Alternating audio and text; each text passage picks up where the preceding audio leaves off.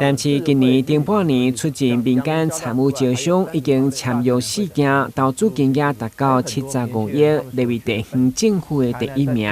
8月某10个局处推出15件招商案，被外界评为招商王。不过，议员郑志杰伫总质询强调，虽然招商引进资金会当带动经济发展、制造就业机会，不过根据市府伫出产招商大会讲有5万的就业机会，但质疑甲事实有真大落差。加上南科部分大厂近来因为产业订单减少，面临裁员甚至关厂危机。要求市府不是表面招商，卖关心劳工就业甲产业转型。台南不仅是科技产业的重镇，更是企业跟青年南漂的首选哈。但是我不晓得经发局长还有市长，你们有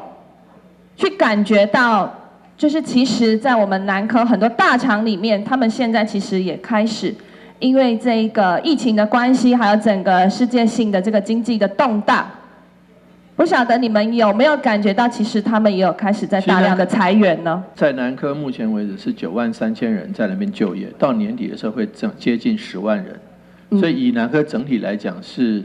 就业数是增加的。但您刚刚提到是个别的公司企业，如果说有些调整，